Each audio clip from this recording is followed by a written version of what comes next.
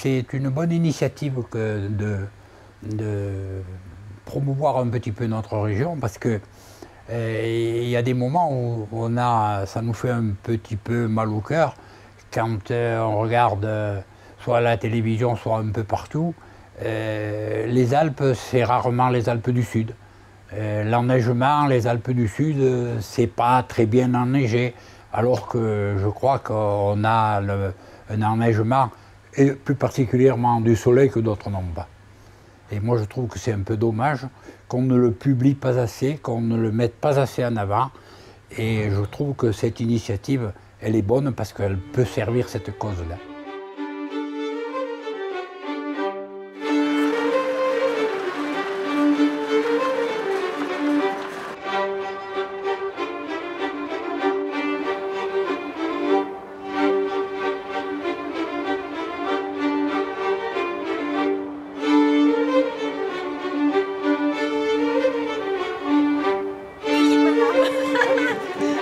Le diable l'emporte. Allez, que le diable l'emporte. Oh là là, pas trop loin quand même.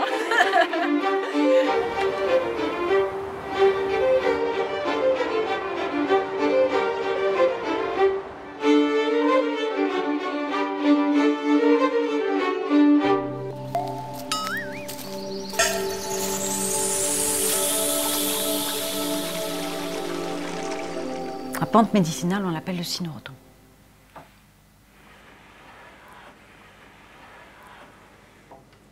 Et là, on va fermer pour le séchage. Les plantes, c'est la vie. C'est la vie, c'est le mouvement, c'est la couleur, c'est les senteurs, les parfums, les fragrances. Alors là, je cherche les racines de pissenlit. À l'automne, il n'y a plus grand-chose à cueillir. Donc quand je vais aux racines, je vais vraiment qu'aux racines. Là. Tu vois, elle commence à faire le lait. Ça, c'est un signe que c'est la vraie racine de pissenlit. Le lendemain matin, tu fais bouillir tout ça pendant 10 minutes. Donc c'est une eau qui est complètement dépurative. Parce que la racine de pissenlit, ça va te nettoyer le sang. Et elle va agir aussi sur le foie. 1,7 kg. 1,7 kg, tu vois. En plein soleil, plein sud, plein cagnard.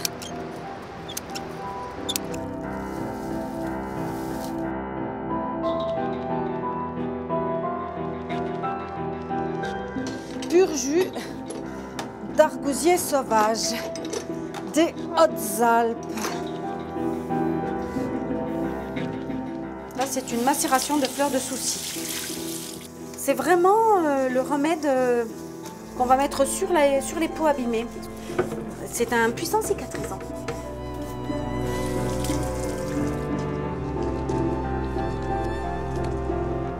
On est sous la route du Gros d'Aiguillé, là. Je pense que je vais trouver des cônes de genièvre. Donc on caresse, on frotte un peu la branche et puis tu vois, il y a les baies noires, elles tombent et en fait les baies vertes restent. Regarde ce petit rayon de soleil.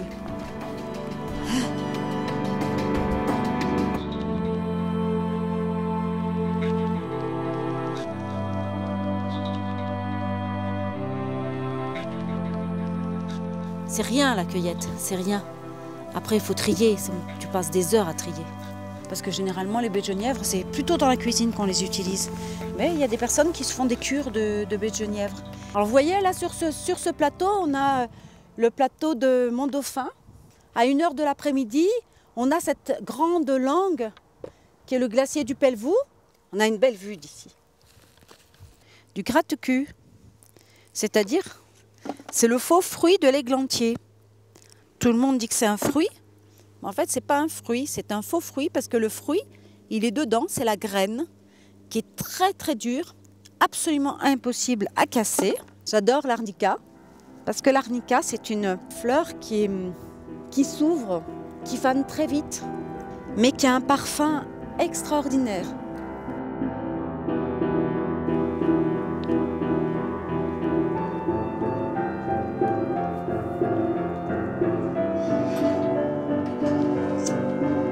comme de la sauce tomate.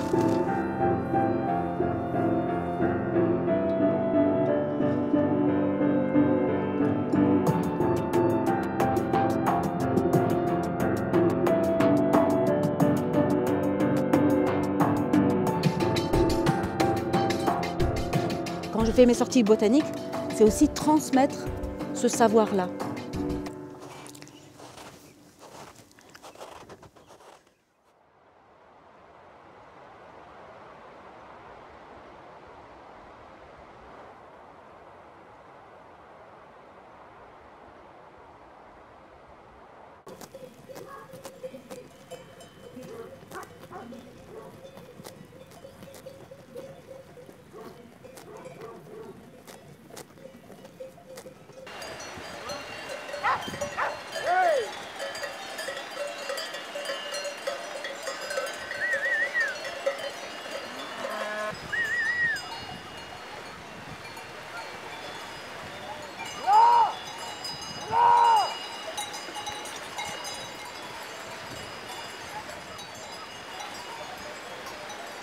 C'est le repas du berger provençal. Hein.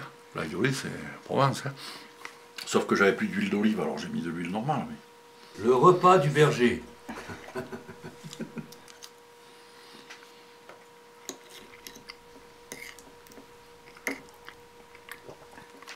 Les vautours, c'est des beaux voiliers en l'air, c'est joli, mais c'est un charognard, donc c'est pas un acrobate en l'air.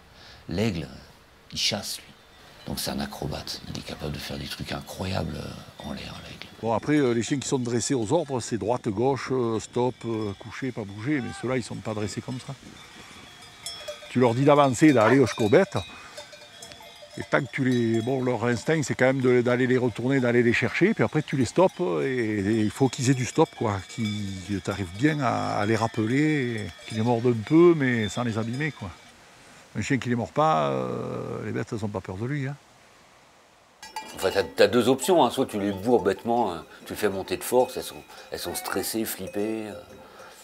Soit tu y vas tranquillement. Bon, ça n'empêche pas de leur taper sur le cul si elles ne veulent pas monter, mais laisse-leur le temps au moins de sentir le pont du camion sur lequel elles vont monter, tu vois.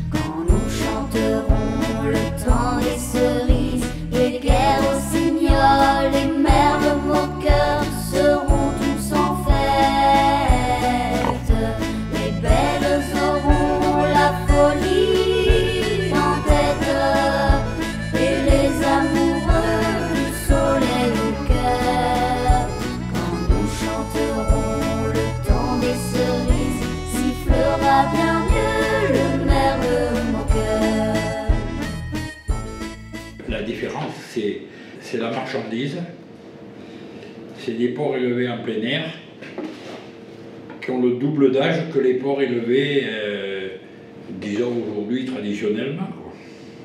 Maintenant c'est lui qui fait les préparations, qui fait les saucisses, qui prépare les saucissons.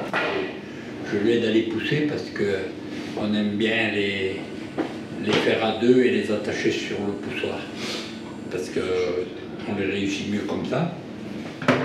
Comme on ne met pas de conservateur, il faut qu'ils soient bien attachés, autrement ils arrivent à se creuser, à s'abîmer.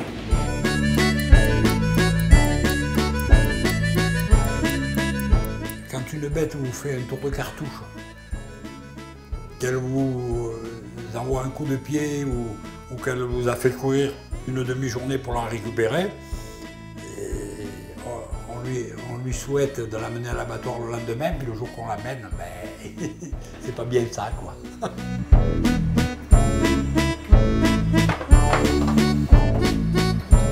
On broie et ensuite on presse avec des épaisseurs étroites, de façon à ce que ce soit le mieux pressé possible, le plus possible pour qu'il reste pas trop de jus dans la pulpe. Je fais pivoter l'appareil pour venir sous la presse. Nous on fait des jus troubles et puis voilà, c'est tout. Hein. Celui qui le veut clair, eh ben, il va le chercher ailleurs. Puis voilà. Voilà en gros le principe de ce genre de pasteurisation. Ça passe dans un échangeur. C'est comme pour le lait. Hein. Le lait aussi, il y a des pasteurisations par échangeur. Et on rentre à une température donnée et on sort à une température très, très précise pour de dire qu'il y ait une conservation sans la destruction de la qualité du produit. Oui, mais mes parents étaient originaires d'ici aussi. Je suis dans la ferme de mes ancêtres. J'aimerais toujours le temps des cerises. C'est de ce temps-là que je garde au cœur une plaie ouverte. Et dame fortune en mettant de faible ne saura jamais calmer ma douleur. J'aimerais toujours le temps des cerises et le souvenir que je garde au cœur. Rendu, je vous dirais, c'est un fromager exceptionnel. Il aime bien créer des produits. Il fait des produits qui n'ont jamais été faits. Il les personnalise. Et je trouve que ça, c'est génial, c'est bien, quoi.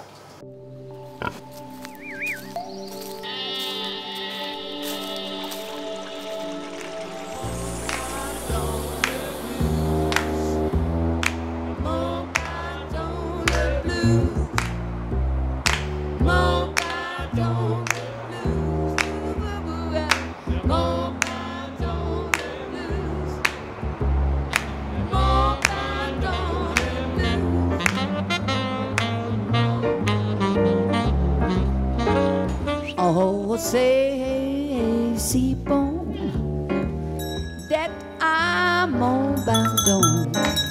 C'est vraiment très, très, très, très, très bon d'être à Montbardon, de vivre à Montbardon. Où il y a le jazz et le fromage à Montbardon. Quand arrive le saucisson, le fromage dit non, non, non. Quand arrive le petit pot de vin, le fromage dit viens, viens, viens. Quand on arrive à Montbardon, c'est trop, trop bon. Et pourtant, il y a toujours du bon fromage à Montbardon. L'empreinte, on l'a fait sur les raclettes et sur les bleus, pour l'instant. Donc ça, un bleu de Montbardon, il a forcément une empreinte. C'est une façon de signer aussi son travail.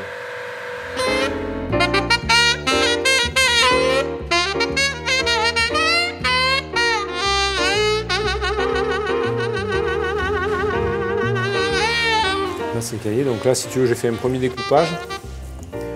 Là, le fait de brasser, si tu veux, je récupère un peu les gros morceaux qui sont au fond. Et en même temps, je le durcis, mon cahier. Shabba-bip-li-bop, shabba-ba-doo-dip-li-do-dip-bam-bam, à Montbardon.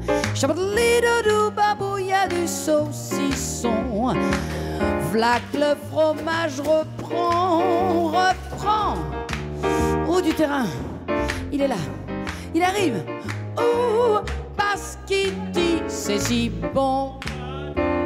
Oh, le blues, c'est à Montbardon, le blues. C'est à Montbardon, le blues. Montbardon, le blues. C'est à Montbardon, le blues. Il y a du saucisson, du fromage, tiens, et du jambon.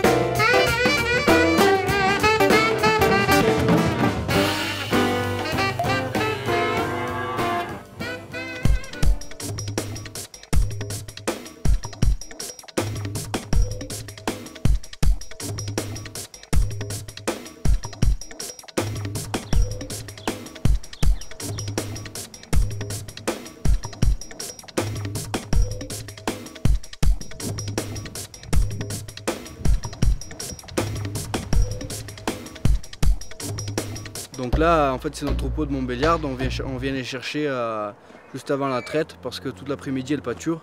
Donc du coup, on vient les chercher pour pouvoir les traire dans le bâtiment.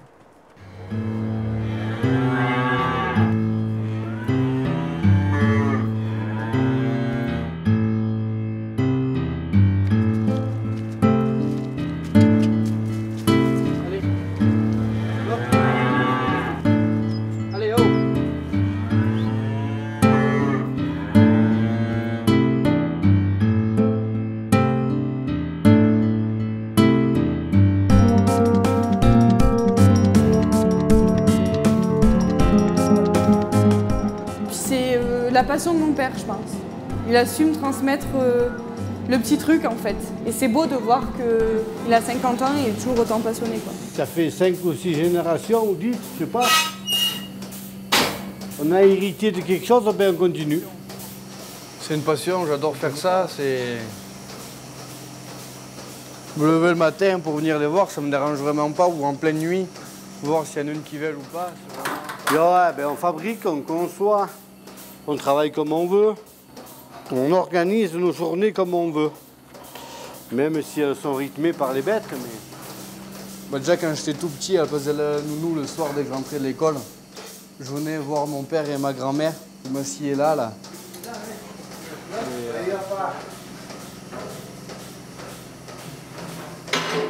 Et du coup j'ai aidé mon père jusqu'au jour où j'ai dit, il me dit mais pourquoi tu veux pas t'installer avec nous? Et je dis pourquoi pas. On a pris le lait hier matin de suite pendant la traite, on l'a mis dans la cuve et ensuite on l'a laissé jusqu'à ce matin pour qu'elle se transforme en lactique. En fait dans les petits moules j'ai fait donc des faisselles, je laisse égoutter un petit peu, ensuite je les mets en pot. Et là dans mon sac je fais le fromage blanc. Notre marque de fabrique c'est de beaucoup le brasser, beaucoup faire sortir toute l'eau qu'il y a dedans pour qu'il soit assez compact.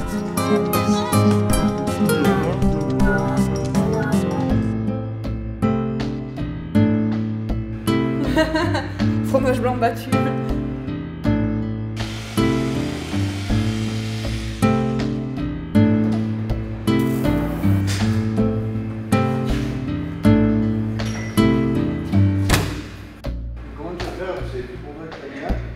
Je vais transvaser, qu'est-ce que tu veux que je te dise? Les produits seront vendus demain matin sur le marché à Guillestre.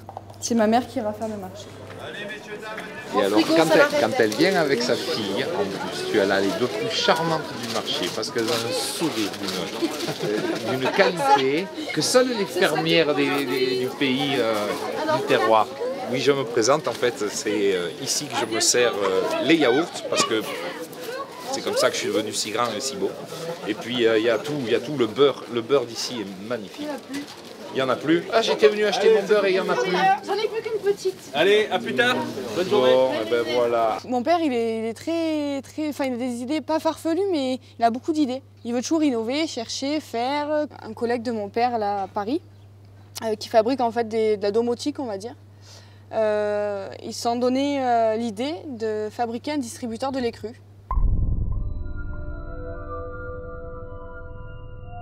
Donc maintenant, il est sur le parking d'Intermarché à Guillestre.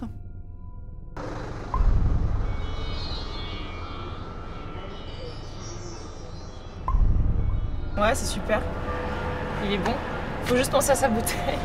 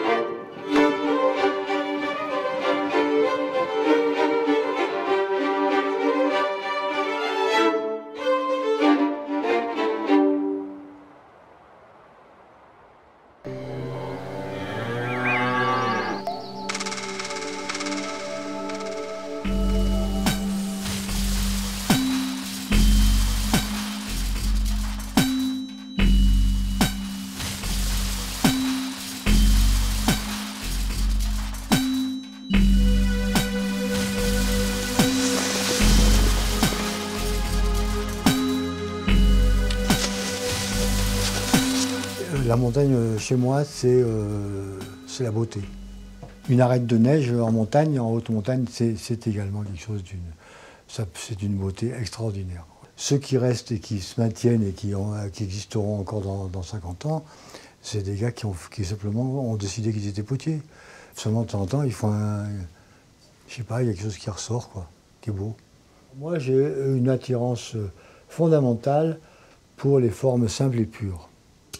Une forme, je n'aime pas la casser, quoi. La courbe, c'est une ligne qui a un début et qui a une fin, je veux dire. C'est une forme complète, la courbe.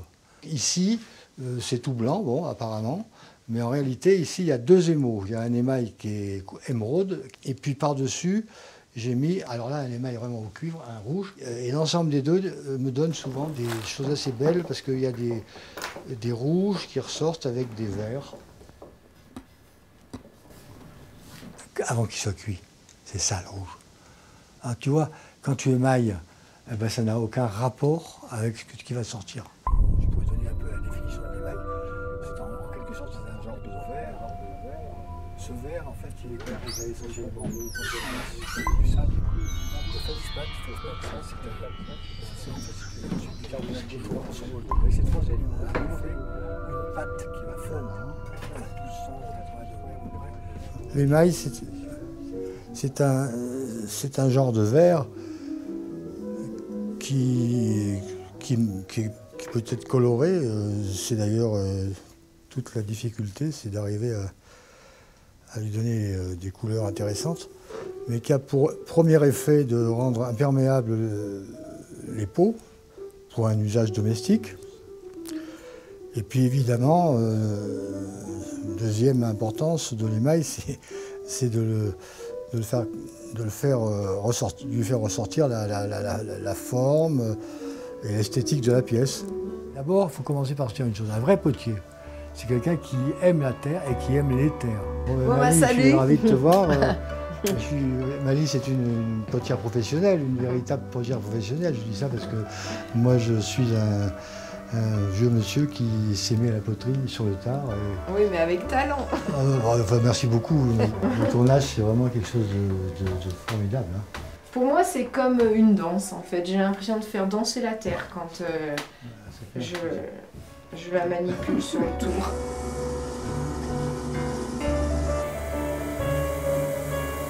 Je pince la terre entre mes doigts. Ça, c'est une super sensation.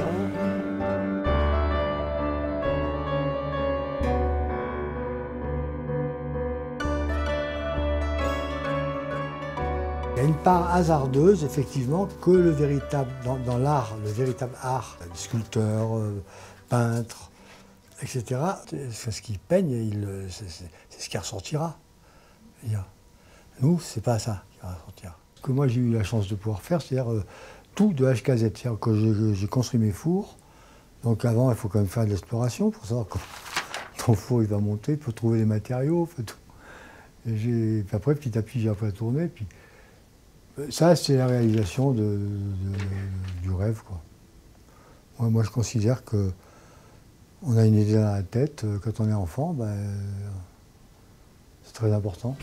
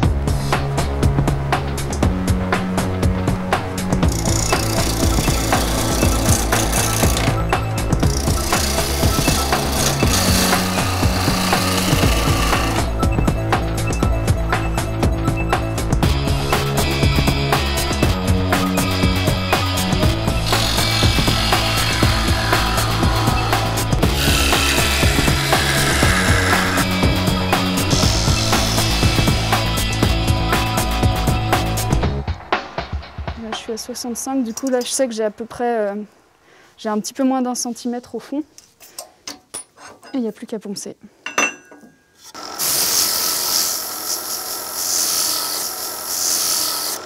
Donc je le trempe dans l'eau, elle se regonfle, il va perdre un peu de sa douceur. Et donc après ça, quand il sera sec, je reponce une deuxième fois.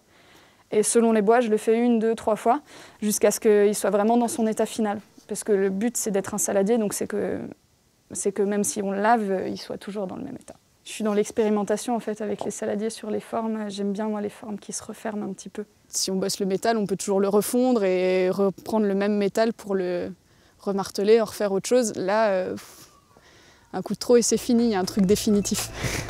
Ça me plaît.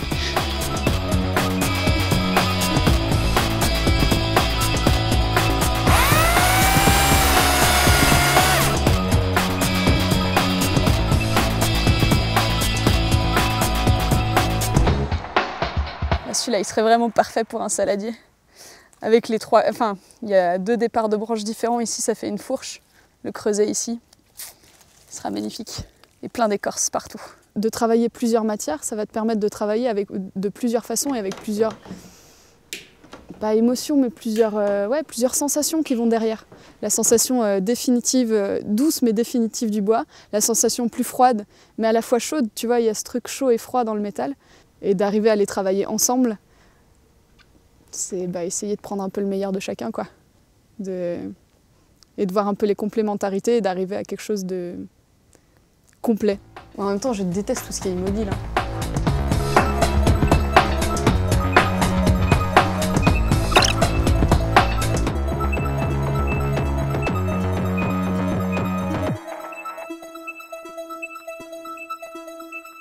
Du coup, au départ, j'avais fait cette association juste au niveau fonctionnel pour pouvoir organiser, par exemple, un marché de Noël des artisans, pour pouvoir organiser des événements et de l'animation.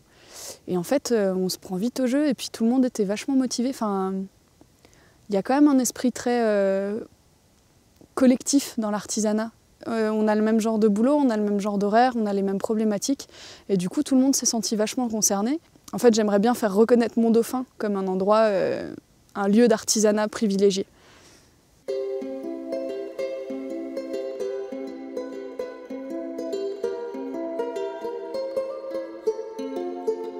Par la littérature déjà, le monde de Tolkien, quand j'étais ado, je suis tombée là-dedans et c'est vrai que c'est un monde tellement imaginaire qu'on peut y projeter un peu ce qu'on veut. Puis aussi les voyages, notamment un voyage en Irlande qui m'a fait rencontrer plus précisément ces petits personnages.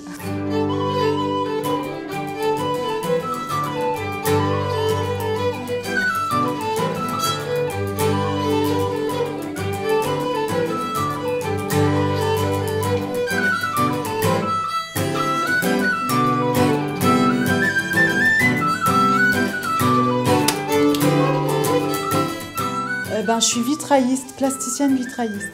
Le vert, c'est tout la transparence et la surprise qui me plaît. C'est la vie qui vient quand il y a un rayon de soleil qui traverse.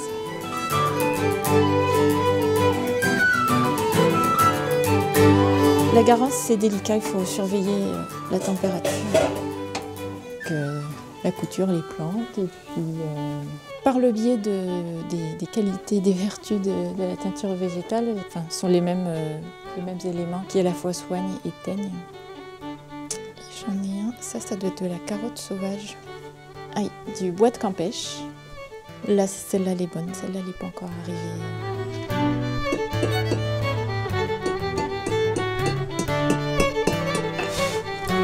On coupe tout à la machine, en fait je redonne l'aspect ancien avec cet outil.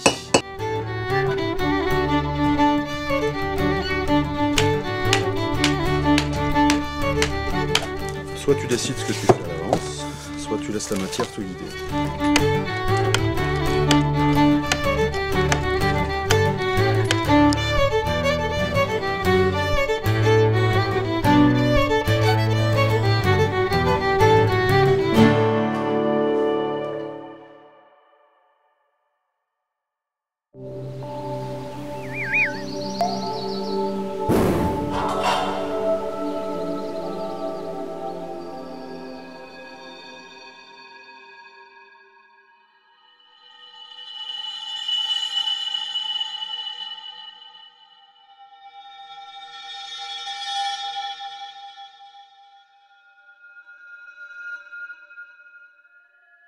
Et donc on a créé Acanternel, une association d'amoureux du bois où l'objectif c'est de perpétuer les traditions tout en les modernisant, en améliorant la fonctionnalité, en trouvant une nouvelle ornementation, amener plus de légèreté, trouver autre chose, mais tout en gardant un peu l'empreinte montagne.